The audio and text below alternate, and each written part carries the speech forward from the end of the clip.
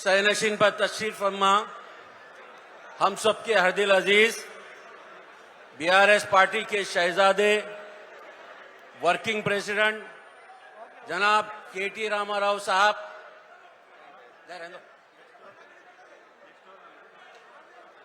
और केसीआर साहब के 9 रतनों में से एक रतन, हर मरज की दवा रखने वाले बीरबल का किताब जनाब हरीश राव साहब और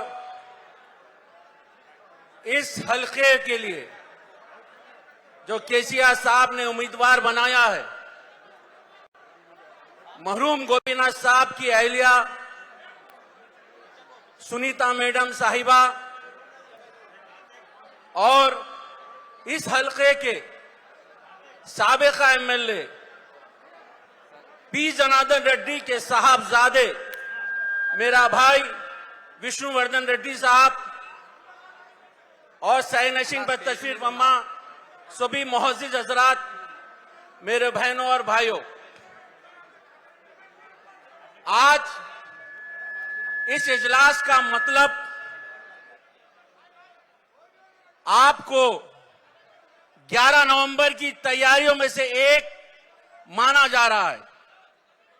11 नवंबर के दिन जो सबसे ज्यादा काम करेंगे वो आप लोग होंगे। आपके हाथ में बीआरएस की ताकत होगी और आप इस हल्के को दोबारा केसीआर साहब का अड्डा बनाएंगे। यहां पर कुछ इश्यूज है जो मैं आपके सामने कह देता हूं। पिछले 8 दिन से, भाई साहब जरा खामोश हो जाइए, पिछले 8 दिन से आप यहां पर पदयात्रा कर रहे हैं, डोर टू डोर कैंपेन कर रहे हैं। केटीआर साहब ने एक बका कार्ड आपके सामने पेश किया है। यहां पर प्रॉब्लम यह हो रहा कि रहमतनगर, बोराबंडा, एरागड्डा, हमारे जो बुजुर्ग हैं उनको मालूम नहीं ये कार्ड किस तरह से है, वो ये कार्ड को कुछ और समझ रहे हैं। मैं आपसे गुजारिश करता हूं, आप जब डोर टू डोर जाएं ये कार्ड बताने के लिए, तो उनको खुदारा बोलिए कि रेवंत रेड्डी ने जिस तरह से आपको धोखा दिया, ये वो कार्ड है, ये वो कार्ड है जो हमारे पढ़ने वाले बच्चियों को स्कूटी देते बोले थे, नहीं दिए, वो कार्ड है।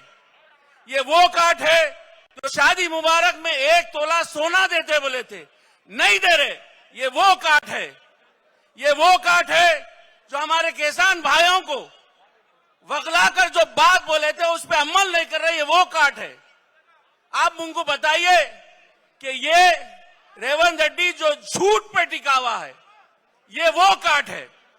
और साथ ही साथ रहमतनगर, बोराबंडा, एरागड्डा, यूसुफगुड़ा, वेंगलराव नगर के वो तमाम मुस्लिम क़यादीन से मैं आप सब से दिल के गहराइयों की आपकी मेहनत को सलाम करता हूं।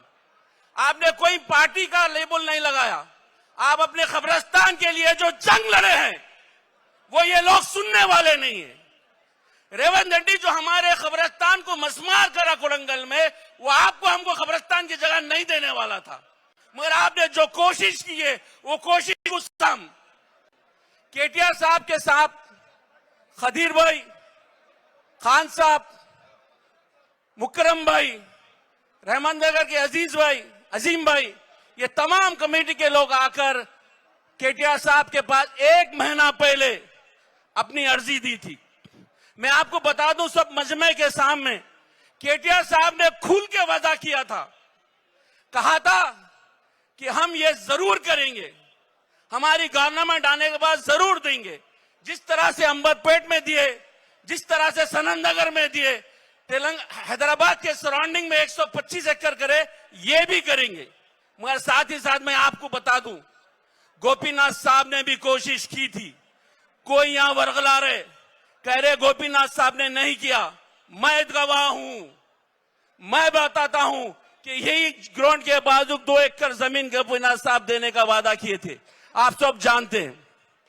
और पीली दरगाह के पास सोसाइटी वालों से बात करके कॉम्प्रोमाइज करके वो 2 एकड़ देने की भी बात की थी। यही 2 जमीनें आपने मुतालबा किया कांग्रेस से देने के लिए। ये 1 महीना 1.5 महीना खाली टाइम पास किए, बाद में अलकापुर पे एक तमाशा दिखाए और एरागड्ढे पे एक तमाशा दिखाए। एरागड्ढे पे ऑलरेडी 70 साल पुराना कब्रिस्तान है। 12 साल पहले मेरे भाई विष्णुवर्धन ने उसके रास्ते के लिए अपनी यलगार की थी, अपनी शुरुआत की थी, अपनी लड़ाई लड़ी थी। मगर हमारे इलाके के कुछ लोग विष्णु को रोके। उस हमारा इलाका तो जुबली हिल्स नहीं, पुराने शहर की बात कर रहा हूं मैं। विष्णु को रोके, विष्णु को रोकने की कोशिश करे। विष्णु ने एक ही बात बोला। मैं विष्णु को भी सलाम करता हूं। विष्णु ने बोला यहां हिंदू मुसलमान सभी बैठे हुए, सुन लो गौर से विष्णु ने क्या कहा। विष्णु कहा मैं रेड्डी हूं साहेब, मेरे को जलाते मगर मैं आपके कब्रिस्तान के लिए लड़ रहा हूं। बोला आपके खबरों के लिए लड़ रहा हूं, मैं खबरों का सौदा नहीं करता हूं। बोला आज कांग्रेस में जो रेवंत रेड्डी की कांग्रेस है वहां पर सब चापलूसी लोग भर गए, जिनको काम करना नहीं आता, जिनको आपकी आवाज सुनना नहीं आता, आपके वादे पे अमल करना नहीं आता, ये सारे लोग आज जुबली हिल्स के अतराफ गिड़ की तरह घूम रहे हैं। मैं आप सबसे कहता हूं, आपके हाथ में बुत है, आपके हाथ में चाबी है, आपके हाथ में ताकत है। आपको इनको तमाचा मारना होगा।